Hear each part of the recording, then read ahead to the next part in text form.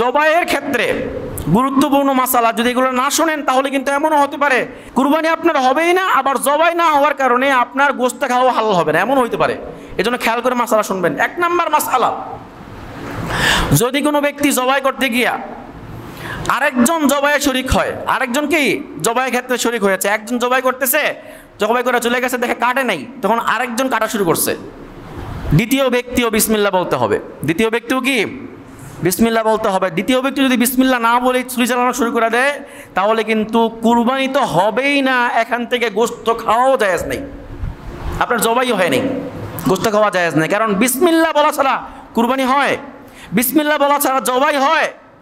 এখন কোনো ব্যক্তি যদি এমন হয়, আপনি কোনো একজন কসাই নিচ্ছেন, এই কসাইটা হচ্ছে বিধর্মী, হিন্দু মনে করেন, সে যদি আপনার জবাইয়ের ক্ষেত্রে সহযোগিতা করে, আপনি একটু জবাই করলেন, হুজুরে জবাই করলো, সে এসে হুজুর একটু সরেন আমিও করি, সে এসে করলো, সে বিসমিল্লাহ বলল, হিন্দু ব্যক্তি বিসমিল্লাহ বলল, জবাই হবে না।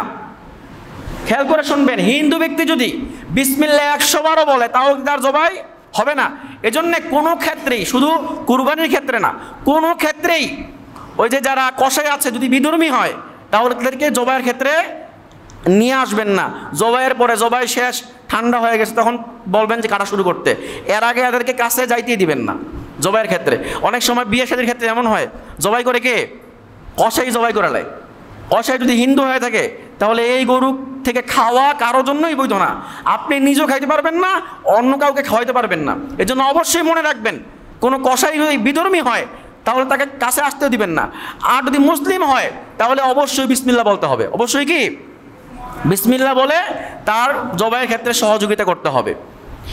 দ্বিতীয় মাসালা, জবাইয়ের পর গরুটা একেবারে, পশুটা একেবারে শান্ত হওয়ার আগ পর্যন্ত তার হাত পায়ের যে রক কাটে, তারপরে কি চামড়া কাটে, চামড়া কাটা জায়েজ নাই, মাকরুহে তাহরিমি।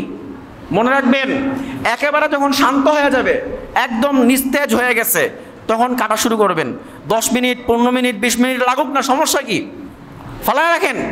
যখন একেবারে নিস্তেজ, তারপরে কাটা শুরু করবেন। এর আগে কোনো ব্যক্তি কাটা শুরু করলে সেটা মাকরুহে তাহরিমি হবে, গুনার কাছে যাবেন না ইনশাল্লাহ। তারপরের মাসালা, গরু জবাই করার পরে অনেক সময় গরু কাটার জন্য লোক নেয় না, গরু গোশত কাটার জন্য কি লোক নেয়, এই লোকদেরকে যে আপনি পারিশ্রমিক দিবেন, গোশত থেকে পারিশ্রমিক দেওয়া জায়েজ নাই, পারিশ্রমিক হিসাবে কেউ গোশত দিতে পারবে না। এমনকি গোশত না, শুধু চামড়াও দিতে পারবে না।